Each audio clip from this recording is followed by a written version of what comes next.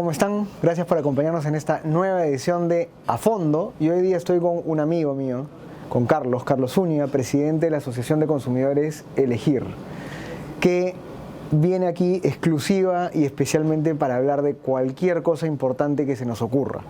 Así que la idea de este programa es simplemente conversar contigo. Carlos, ¿cómo estás? Un gusto, me has invitado muy bien. Bueno, más o menos bien, pero se hace lo que se puede. Con la espalda, con la espalda. La espalda, sí. Pero así hay que seguir nomás. Los dos estamos del lado de la ciudadanía, de los consumidores y los contribuyentes que para el caso se cambian de vestimenta y de disfraz todos los días. En la mayoría de casos están pegaditos, son intereses comunes y convergen. Es importante que existan espacios precisamente que sean defensa, pero no defensa pues adoptadora, paternal, no, sino de empoderamiento ciudadano, ya sea como ciudadano propiamente, como consumidor, como contribuyente, o sea, en las diferentes dimensiones, para darle un nivel de protección total, ¿no? Frente a todo lo que nos pasa todos los días, que para muestra cualquier periódico, cualquier día, ¿no? Exacto, no, además no hay mejor protección que el empoderamiento, ¿no? Exactamente, y es una cosa que no se valora lo suficiente en este país. Sí, y no lo valoran, hay que decirlo justamente, y por eso estamos en la posición en la que estamos, ni el Estado ni el sector privado muchas veces, lamentablemente. Creo que el Estado tiene un poco más de culpa estadística porque manejan más plata y las acciones que hacen son peores. No, y además es porque eso, o sea, digamos, poniendo las cosas en claro, es su responsabilidad. Exacto, además, exacto. O sea, el privado tiene una motivación y luego sobre eso se monta una responsabilidad social, que bacán que la tengan, pero quien tiene que hacerlo, porque no es un negocio que está pensando en otra cosa, sino solamente en el bienestar del ciudadano, es el Estado. Debería. Y ahí es donde dices la falla es como un poquito mucho mayor, ¿no? Así es. Sí, claro. Y el contexto actual es complicado. Porque o sea, a ver, en el Perú siempre todo es complicado. Sí. Y sin embargo, aquí no ha pasado lo que ha pasado en Chile, no ha pasado lo que ha pasado en Bolivia, no ha pasado lo que ha pasado en Ecuador. ¿Cómo crees tú que se siente hoy el peruano? ¿Qué pasa acá? ¿Qué nos está pasando? Es bien difícil, ¿no? Porque creo que, o sea, también depende de la perspectiva desde la que observas. Han habido ya movimientos y nosotros hemos sufrido, sin ir más lejos, de uno de los procesos terroristas más sanguinarios, ¿no?, de la historia reciente. Entonces, no es que no pase, el asunto es que tenemos diferentes temporalidades, ¿no? Y además, tenemos una visión bien ombliguista de las cosas. O sea, tú y yo estamos conversando en el centro del centro del centro de Lima, ¿no? Pero cuando tú te vas, yo he hecho, por ejemplo, con la asociación hemos ido a ver cómo está, por ejemplo, el tema alimentario con chicos en Ayacucho. Y la situación era un universo totalmente diferente que además no llega, porque el tema de la conectividad nacional, la representación del Estado para poder llevar información y luego trasladar soluciones, no funciona, pues. Entonces nosotros ahorita estamos diciendo, la cosa no está tan mal, y hay sitios donde la cosa está muy mal, ¿no? Ahora, es un territorio gigante, la manera, y es además muy difícil de poder tender comunicación entre las diferentes zonas porque geográficamente somos pues un nudo, ¿no? Pero, o sea, si bien tenemos más retos, ahí justamente es donde se tiene que aplicar para visibilizar los problemas que ya están, ¿no? Y además son problemas harto sabidos. O sea, tú, por ejemplo, si te digo Chiclayo, me respondes corrupción, ¿no?, del Estado local. Y la ciudad en sí misma es un desastre. Claro, el tema de recoger basura, en lo cual hay zonas, por ejemplo, como José Leonardo Ortiz, donde está toda la basura acumulada todo el tiempo y eso trae además problemas de seguridad. Y hay reclamos y además van y marchan, pero eso no rebota en los medios, digamos, más que están de donde estamos nosotros conversando, pues, más sofisticados, claro, que ven cosas importantes, ¿no? Pese a que estamos hablando pues de lo que decíamos, ¿no?, de la conectividad y la revolución digital y no sé qué, pero a la hora de la hora estamos llevando esta noticia en carta. ¿Tú no crees que nos hemos metido en esta aventura de querer bajo este paradigma del Estado moderno, digamos, integrar a la nación Estado y todo el rollo, cuando en verdad la gente está mucho más tranquila sin Estado, Yo te digo que es una idea bastante, o sea, es obviamente polémica porque el Estado es necesario. Y después te preguntas, bueno, ¿pero por qué? O sea, el Estado cumple, más que un tema de necesidad, es el tema del cumplimiento de una función. Se supone que, y de hecho es lo que hemos heredado de toda la vida, tú tienes una estructura que provee, entre comillas, ¿no?, de diferentes, o sea, que suple diferentes necesidades. Ahora, hay sitios donde la ausencia del Estado ha sido reemplazada, y no es que va a ser reemplazada, que es una utopía, no. Hay sitios donde la carencia de Estado actualmente ha generado otro tipo de sistemas locales, pero igual igual se generan sistemas de control ante la ausencia de... sería mucho mejor que para garantizar, por ejemplo, estándares mínimos de temas de derechos humanos, de Servicios acceso a básicos, justicia, claro. servicios básicos, si existiese esa estructura como tal. Ahora, no es que sea única, indispensable e ineludible, o sea, porque la vida nos ha demostrado lo contrario, pero de entre las opciones, sí es digamos, no sé si la más aceptable, pero sí es una opción bastante funcional, o sea, en idea por lo menos, ¿no? Y ahí es donde deberíamos apuntar. La razón por la que existe Elegir no solamente es que es de consumidores, no solamente es para salir a pelearme con empresas, pues, ¿no? Sino tiene mucho que ver con salir a pelearme con el Estado. Oye, la provisión de un montón de servicios, seguridad, salud, etcétera, viene desde allá primero y luego desde los privados. Entonces, tú no puedes jugar a decir, vamos a sacar una ley porque como la salud está mal, vamos a pegarle a no sé quién. Y como la alimentación está mal, vamos a pegarle. No, es como, y ahora, mírate el ombligo y primero resuelve la mecánica que tienes interna, porque a ti ya estamos pagándote más o menos desde diciembre para que nos proveas ese servicio. Entonces, ahí es donde entra Elegir. Ahí creo que también entra Contribuyentes muchas veces, ¿no? Por supuesto. Y cada vez el tema de, o sea, la ciudadanía tiene que tener una capacidad fiscalizadora sobre el público también, ¿no? O sea, sobre el sector público. Sí, y yo creo que complementando lo que te decía, pero totalmente de acuerdo que se necesita una estructura, porque los seres humanos necesitamos estructura. Sí, pues. El problema, creo yo, está cuando el Estado es utilizado. Mira. Claro, el problema es la gente, pues. Y ahí está el problema, ¿te das cuenta, no? O sea, tú le metes plata al Estado porque pagas impuestos, muchísimos impuestos, y esa plata que entra en una licuadora que es despiadada. No, claro, y además no sé, que tiene huecos el vaso. Y que no tienes cómo saber por dónde se va la plata. Claro. Tú vas a la página de transparencia y es imposible ver. Pero en segundo lugar, mientras más plata tiene, más poderoso se vuelve. Y por lo tanto es más atractivo para aquel que quiere poner la regla de juego. Claro. ¿No? Ya sea merca de derecha, rojo, lo que quieras. Claro, el tema es que le han dado una billetera que no es suya y... Exactamente. Eso es. ¿No? Y todavía mucha gente cree o piensa, yo creo que no lo cree ni lo piensa, pero quiere pensar que el servidor público, al cual respeto mucho también, tiene esta especie de costos de transacción cero. O sea, él es bueno por naturaleza, claro. Él va a hacer las cosas bien por naturaleza, él tiene buenas intenciones siempre por naturaleza, ¿no? Y todo sale bien, ¿no? Lo cual es mentira, porque somos personas todos. Claro.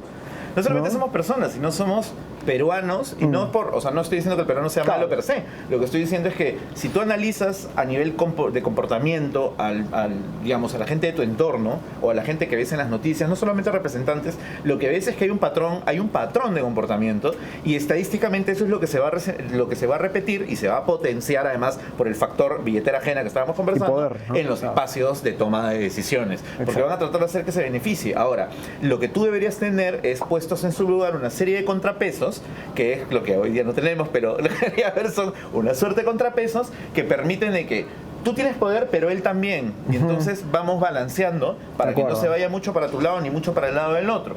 Ahora, eso es cuando funciona, pues, ¿no?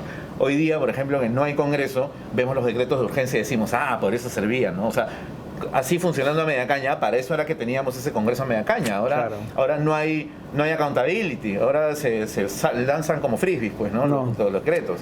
Sí, de acuerdo. Y entonces, panorama sector público, Estado, está claro. Sí. y viene la otra cara de la moneda, porque es el panorama sector privado. Finalmente, nuestra élite social, nuestra élite, nuestra clase dirigente, es estatal, pública y también empresarial, ¿no? Claro. Y yo creo que ahí también hay muchas cosas que decir, porque esto, volviendo al inicio, ¿no? O sea, si no nos pasa lo que pasa en Chile, en Ecuador y Bolivia, probablemente sea por razones más sociológicas que por razones de expectativas y de causas, porque aquí tenemos las mismas desigualdades, o más o menos por ahí, los mismos problemas de servicios públicos y la misma élite muchas veces desinteresada, frívola o anquilosada y estática. Claro. ¿No? Sin ninguna voluntad de cambio. Sin ninguna voluntad de cambio. Entonces, ahí con el sector privado, ¿cómo lo ves? O sea, ¿qué pasa ahí? Ahí también, claro, tiene su paquete de problemas, ¿no? Tienen, o sea, digamos, hay esta palabra que de hecho la has escuchado, que es empresario, ¿no? Por supuesto. Que es anquilosado, sin voluntad de cambio, y que juega además con este juego antiguo de si no lo ven, si no lo digo, nadie se da cuenta, entonces lo empujo hasta que reviente, y cuando reviente pido perdón. Claro. Y ese es un modelo que no es viable ya ni para las personas ni para las instituciones, porque la fiscalización pública, una vez más, es mucho más fuerte, ¿no? Tienes, por ejemplo, tienes una empresa, no voy a decir cómo se llama, pero tienes una empresa que vende productos afuera. Y cada país tiene su propia normativa para el ingreso de estos productos, y ellos juegan en esos países como juegan en Perú. Entonces, mientras no se den cuenta, le voy a vender algo que no es, hasta que reviente el tema, les revienta allá, les revienta acá, no aprenden, vuelven a hacer lo mismo al año siguiente, vuelve a explotar, regresa, no aprenden, y entonces tú dices, ya claramente, ahí hay la criollada, esa criollada que yo particularmente aborrezco, está insertada en el mindset de las clases que manejan, o sea, digamos, del grupo que manejan las empresas también. Y no es a todas, ¿no? Hay empresas que tienen voluntad de responsabilidad social, y que lo hacen genuinamente, porque más allá del tema de sus ingresos, tienen una voluntad de trabajar por el país también, pero al final caen en el saco, porque son 4 versus un montón que no están jugando ese mismo juego, ¿no? Y eso afecta las percepciones. Entonces, como no todas las empresas son tan responsables como deberían ser, al final ayudan el resto, esas que no se ponen de acuerdo, suman y que generan un ambiente de hostilidad hacia todo lo que tenga que ver con lo privado, ¿no? Como de castigo del éxito, llamémosle, ¿no? O sea, yo te planteo la pregunta, tú por ejemplo, ¿cuándo dejas de ser un emprendedor celebrable y te conviertes en un empresario no miserable, lo que sea, que es las dos versiones del empresario según la gente, ¿no? Hay como una suerte de umbral donde pasas de ser el emprendedor bueno al empresario malo. Y eso pasa porque, o sea, no es gratuito, es porque las empresas muchas veces juegan así, ¿no? Sí. Yo que, entre otras cosas, tengo que fiscalizar a empresas, muchas veces encuentro malas prácticas que las han tratado de pasar por debajo de la alfombra años de años. Y, o sea, tienen que hacérselo ver y exponerlos y hacerles vergüenza para que se den cuenta de que efectivamente estaban poniendo en riesgo al ciudadano, a su conciudadano, porque finalmente las empresas son conjuntos de personas. Ahí hay un tema de responsabilidad bien grave, pues. Sí, y que tiene que ver, creo, con el fondo del asunto, que es con el tema de la justicia y el resarcimiento, ¿no? O sea, si tú me preguntas a mí como ciudadano, consumidor, contribuyente, yo lo que espero, ¿no? El combo completo. Yo lo que espero es que, seas privado o seas público, tú reconozcas que si has cometido un error y me has afectado, el reconocimiento venga con el cumplimiento de algo más, o sea, digamos, con el resarcimiento, ¿no? Que en el Estado no pasa. No, pues, ¿no? Y en el privado tampoco. Y en el privado, lamentablemente, tampoco pasa naturalmente, tienes que forzarlo a. Pero eso tiene que ver también con el Estado, porque el marco peruano legal no está diseñado para el resarcimiento del privado al ciudadano. O sea, no está hecho así. Si tú miras a otra, la gente tiene esa expectativa porque ves tele, no sé, ves canal Sony un día en la noche y ves algunas series donde hay casos en donde efectivamente una empresa cometió y luego le tuvo que hacer ¿no es cierto? Le tuvo que reconocer públicamente el fallo y darle una compensación acá, ya.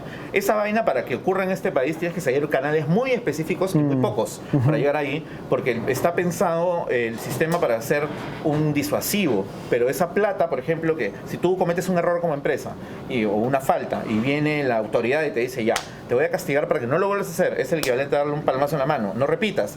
Esa plata se va a la gran licuadora, exactamente, que estás diciendo. Eso ni un sol se va al usuario, ¿no? Además no se va ni siquiera a la autoridad que ha hecho la fiscalización, sino se va a la licuadora. A las arcas de la licuadora. Entonces, claro, pues finalmente el sistema no está diseñado para impactar de manera positiva a las partes que fueron impactadas en su principio de manera negativa y que fueron las que propiciaron este procedimiento, ¿no? ¿Hay canales para eliminar barreras burocráticas privadas?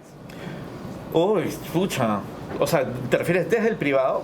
O sea, tipo tú, ¿quieres eliminar una barrera burocrática? Lo que hemos conversado, ¿no? Aplicativo tecnológico número 1, que tiene como 4 o 5 trucos para que no pagues en efectivo, sino con tarjeta de crédito. Eso tendría que entrar a Indecopia, una de las salas, pues, ¿no? Y ellos tendrían que determinar si es que efectivamente lo están haciendo de mala manera, de mala fe. ¿no? De mala fe, efectivamente. Porque es una afectación al consumidor, digamos. Claro, o sea, el consumidor, ya hablando del tema de tu trabajo, ¿no? Porque es muy importante, cuando detecta que una empresa está teniendo sospecha que una empresa puede tener mala fe con una serie de mecanismos, etcétera, por más que no haya sido afectado, puede ir a Indecopia y decir, acá mira lo que está pasando. Sí. De hecho, reduzcámoslo a una cosa mucho más sencilla, que es que tú vas a hacer pasas por una tienda donde hay un aviso engañoso y por más que tú no hayas ni siquiera entrado a ser potencialmente un cliente, en cuyo caso ya bajo la normativa sí eres considerado un cliente, igualito tú podrías ir y decir, mira, he visto que otros podrían ser afectados y procede y entra y pasa a sala para que lo evalúen, ¿no? Igual pasa con el tema de barreras burocráticas, también se puede analizar de la misma manera, incluso las empresas cuando se dan cuenta cuando aplicando, o sea, evalúan y dicen, esto a mí me parece una barrera burocrática, también pueden ir frente a Indecopi y decir, esto es una barrera, ¿no? Caso, por ejemplo, lo que han anunciado que van a hacer ahorita 2 operadoras contra Ociptel, por el tema del bloqueo de la venta callejera de chips, por ejemplo, ¿no? Que han dicho, si me prohíben, que desde hoy día se supone entra en vigencia la prohibición, nosotros iremos a ver el tema, si es una barrera burocrática o no creo que sea, pero y tiene todo el derecho a hacerlo igual, ¿no? Que para eso está abierto el canal. Pero como te digo, el canal no es para compensar, el canal es simplemente para servir como disuasivos.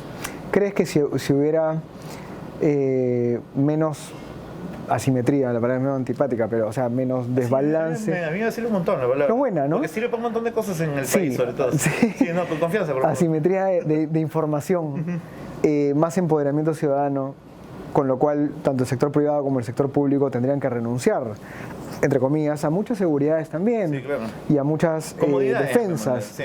Comodidades, defensas, seguridades, ¿no? Que están todas mezcladas, además psicológicamente. ¿Crees que eso de saque podría ser una buena prevención de conflictos sociales? No, pero por supuesto que lo sería. El asunto es que, o sea, hay un paso previo que también es una palabra que a nadie le gusta decir, ¿ya? Porque es voluntad política. Y, o sea, además salen todas las conversaciones, creo, en los almuerzos. Exacto, no hay voluntad política. No hay voluntad, pero no hay voluntad política, porque para tú reducir la simetría informativa necesitas que haya una voluntad de querer hacer llegar información que efectivamente compromete la decisión de compra y entonces no le conviene a la empresa. De acuerdo. Pero además, si eso no ocurre, tendría que mejorarse el marco para sentar las bases para que esa información sí o sí llegue al consumidor, cosa que depende del Estado. Ahora, las personas, porque regresamos al tema, ¿no? Son personas las que están ahí. Sí. Eso implicaría reconocer que son perfectibles y que las normas que ya han puesto en la cancha no son las ideales. Entonces que han cometido no un error, sino que se pueden mejorar y todos son infalibles como el Papa, todos. Entonces nadie quiere reconocer esa perfectibilidad. Entonces ahí tenemos el segundo factor que no se cumple. Entonces la información que llega a nosotros. Y además el ciudadano que no tiene esos canales tampoco está educado para poder, digamos, hacerse con la información para poder compensar la falta que viene tanto del privado como del público. Entonces es el cóctel del desastre. O sea, sí, es valiosísima la información. Elegir nace justamente para hacer llegar esa información que no estaba llegando por otros lados. Pero, o sea, no somos suficientes en realidad. Se necesita mucho más y para eso entra de nuevo en consideración el tema de la voluntad política. Pero eso, alguien tiene que querer hacerlo y si no, no va a pasar, pues. Sí, y ahí el funcionario público tiene, así como el privado tiene sus defensas, sus comodidades y sus seguridades, el funcionario público también. Sí, claro. Y hay una muy fuerte y es el temor a la sanción. Porque el funcionario público es... También está como amenazado todo el día, ¿no? Todo el día. Sí, pues. Pero ¿sabes por qué está amenazado? Porque tiene... El privado también un poco, pero el público tiene 500.000 normas que lo rodean, ¿no es cierto?, a su alrededor. Y entonces, claro, si de alguna forma un ciudadano le hace ver formalmente que ha hecho mal, que la regla estaba mal, la ley, la regulación, la norma, lo que sea, o que él cometió un error, lamentablemente el Estado hacia adentro también es punitivo al 100%. Es decir, a ver, ¿quién es el desgraciado acá, no? Entonces, buscan un culpable. Claro, entonces el culpable probablemente no sea exactamente la persona, pero sea la norma o la ley. Pero como tiene que haber un culpable, entonces hace que ni éste quiera flexibilizar el poder asumir la responsabilidad porque le caen a palos, ¿no? Y por lo tanto no permite que el ciudadano tenga más poder. Es el fenómeno de la papa caliente, ¿no? Claro. Pero y al final eso pasa también porque, por ejemplo, del lado público, ese marco también está mal diseñado. Claro. ¿no? Entonces, pero habría que apuntar por lo menos a simplificarlo, a organizarlo, a limpiarlo, en resumen. Había una iniciativa, no me acuerdo quién la presentó, creo que fue Alberto, que era el tema de hacer, como hicieron en otros países ya, que es sentarse, revisar las leyes, ver las incompatibilidades en las que ya, las desactualizadas, las que ya no tendrían por qué estar ahí, y entonces hacer un digamos, que las reglas de juego sean mucho menores. Alberto lo mencionó, estoy seguro de eso, pero además hay un comité que sigue vigente en el Congreso. ¿Dentro de la Comisión Permanente? No, o sea, a ver, el Congreso de las comisiones regulares no tiene este comité, pero es como parte del área administrativa. Hay un comité formado por especialistas que se formó hace como, no sé, 7, 8 años, un poco más, supuestamente, ¿no? Para eliminar leyes que eran obsoletas. Ya, ok, pero claramente ahí faltan manos entonces, pues porque estamos hablando de esto ahorita, cabeza, falta todo, faltan brazos. Y falta otra cosa también, hablando de información propiamente, había una iniciativa, por ejemplo, en España que se llamaba como científicos en el Congreso, una cosa así, que era bien interesante porque se había organizado un comité consultivo para que todas las normas que tengan carácter técnico, que son un montón, haya un pool de personas de la academia que puedan responder a dudas específicas para que el texto haya pasado revisado y no tenga sesgos anticientíficos. De acuerdo. Entonces, ese tipo de filtros de data, ¿no? Igual se necesita, por ejemplo, precisamente data social, el ENDES no es suficiente, ¿no? Hay un montón pero tienes un montón de herramientas dando vueltas y no están integradas o sea, no hay ninguna obligación de que un congresista mañana puede decir que quiere prohibir, por ejemplo, las frutas de color verde, ¿ya? Porque el verde es el color de que no está maduro, entonces hay que prohibirlas, ¿ya? Claro. No te rías, porque, o sea, peores cosas he leído, ¿ya? Entonces, y ya, sale un proyecto de ley así y no hay ningún filtro, y la discusión en el pleno, cuando pasa a la comisión, porque siempre pasa a las comisiones, es política. Claro. Entonces, y el resultante, la votación va a ser política también. Y finalmente el debate es lindo, pero igual no influye en las tomas de decisiones que previamente, por ejemplo, a nivel partidario se han tomado ya. Entonces, a veces pasan. Sí. Y hay que esperar que las regrese el Ejecutivo si es que decide realizarlas, ¿no? Entonces, ahí faltan, así como esto que me estás contando en la oficinita que revisa las cosas obsoletas, se necesitan también oficinitas que puedan hacer una suerte de comité de contacto con academia para que las normas técnicas pasen necesariamente por la academia y ni siquiera tengan la posibilidad de escalar al pleno si es que no han pasado un filtro. Esa fue la propuesta inicial de Alberto Belaunde cuando llegó a la Oficina de Estudios Económicos. Él pasó para estudios económicos específicamente. Y ahí, digo que ahí podría entrar todo este combo de análisis técnico, asesoría. Podrían haber. Sí. Lo que necesitamos son filtros. El Congreso necesita filtros para que no sea un debate digamos, de chispazos de imaginación de los legisladores, ¿no? Ahora, acá en el Perú el contexto es, como tú bien dices, desintegrado. Hay un Perú muy desconectado de Lima. Hay muchos Perús. Y en todo caso, si podríamos hablar de dos, es el Perú Lima político, donde los diarios hablan de súper cosas importantes que en verdad no son tan importantes. Claro. Y muchas partes del Perú en las cuales esto no se escucha y la vida tiene carencias, dificultades. Tenemos estos dos actores con sus efectos y sus problemas que deberían hacer algo por mejorar y no lo hacen porque no hay voluntad política. Y bueno, tú antes de empezar la entrevista dijiste algo bastante duro, ¿no? Pero ¿qué esperas del Congreso? No, nada. O sea, me encantaría. Hay una labor, nuevo Congreso, ¿no? O sea, hay una labor importantísima en específicamente, que es el del culminar la reforma política que se acaba media caña. Y otro es de que se pongan de acuerdo a ver qué cosa va a pasar con todo lo que ya estaba a medio camino. De acuerdo. ¿No? Porque hay un montón de cosas. O sea, ese plata, la gente no se da cuenta, pero esa es plata invertida. O sea, tú le estás pagando a toda esta gente para que hagan su trabajo de, entre otras cosas, sacar estas leyes nuevas. Y hay un montón de chamba que ya hemos invertido nosotros nuestra plata y se ha quedado ahí a media caña. Entonces hay que entrar a revisar y ver qué cosa pasa, qué cosa no pasa, pero hay que resumir, o sea, hay que retomar el trabajo y en general hay que todo lo que queda a media caña es lo que hay que revisar. Es una chamba súper importante y no sé qué va a pasar, porque el problema del peruano es que elige su voto en la cola. Entonces, ahorita, y esto pasa todos los años, y por eso es que hasta un poco de gracia me causa, porque salen iniciativas de voto informado, voto consciente, voto responsable, y todas las palabras que se te ocurran, tienen páginas web, panfletitos, lo que tú quieras.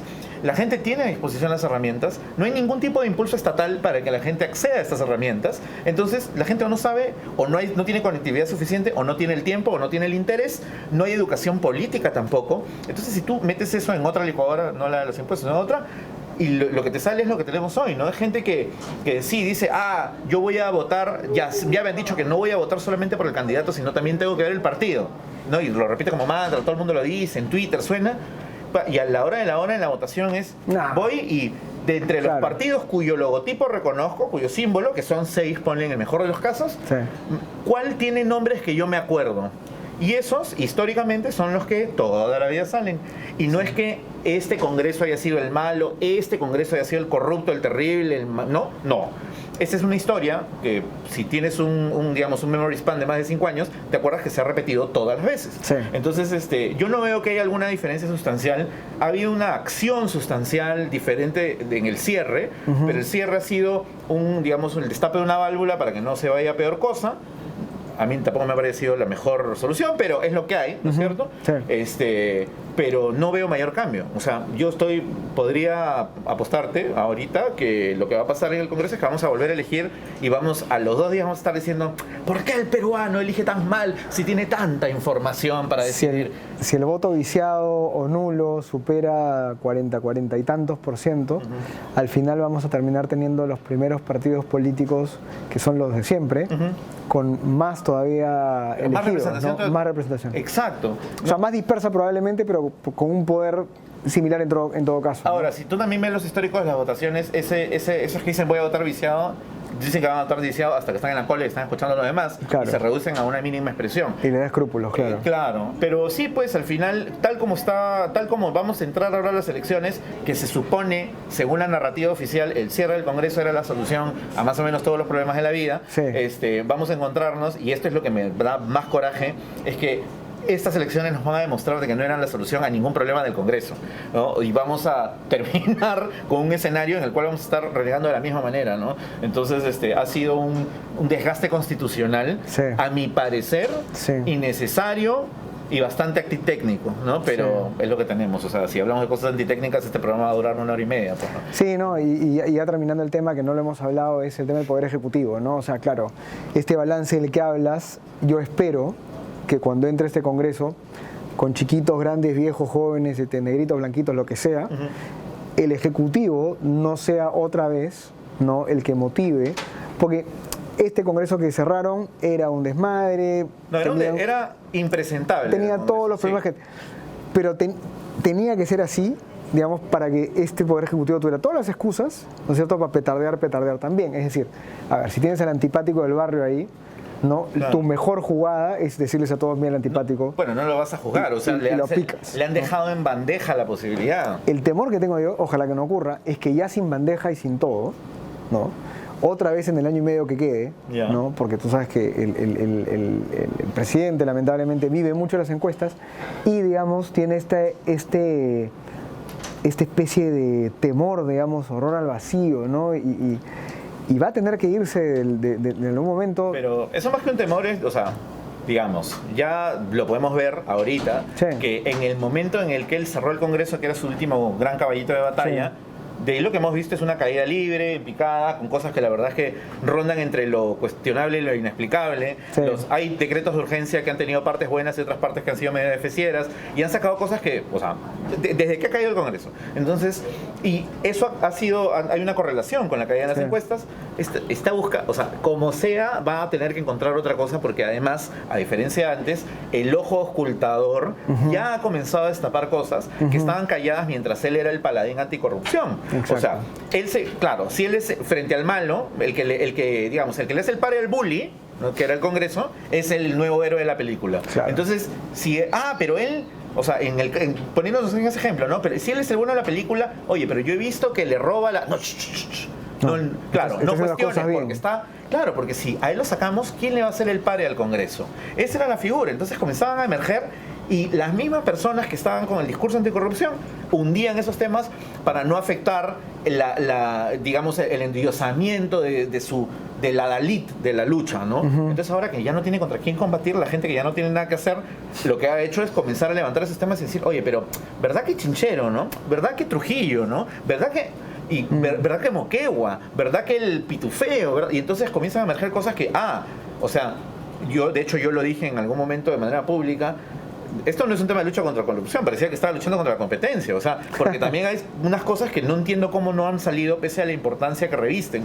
Y sí, hace tiempo ya. Hace tiempo ya, ¿no? Y ahora lo que va a ocurrir es que va a haber un nuevo Congreso y como se va a volver a configurar de la misma manera, porque nosotros somos campeones en no aprender, entonces, frente a ese escenario, le vamos a regalar de nuevo la excusa en bandeja para que vuelva lo que va a decir es, nosotros le dimos la oportunidad de elegir bien, y mira, eligieron así. Entonces ahora, como tenemos de nuevo un Congreso petardero enfrente, voy a tener que volverme otra vez el héroe que todos necesitan y hasta que termine su mandato. Porque no hay otra manera de que... Marco Cifuentes lo puso en una columna ayer, me parece, o anteayer, donde decía claramente de que ya, o sea, tenía que ver cómo hacer por lo menos para flotar hasta final del gobierno, porque, o sea, digamos, porcentualmente el nivel de caída que tiene no lo va a llevar muy lejos. Sí, y mi pregunta era esa, ¿no?, que ya me la respondiste, ¿no? O sea, ¿Tendremos de nuevo un Vizcarra utilizando de muñeco inflable al Congreso? Pero Sí, por supuesto, si ahorita por supuesto, no estaba desesperado buscando qué cosa usar como, Sí, como a quién muñequito pegarle, claro. y ha estado Sí. intentando varias cosas que no han ligado, Sí. pero ahorita se la vamos a regalar de nuevo, no te preocupes. No, que Vizcarra no se preocupe, ahorita va a tener excusa en enero, pues, ¿no?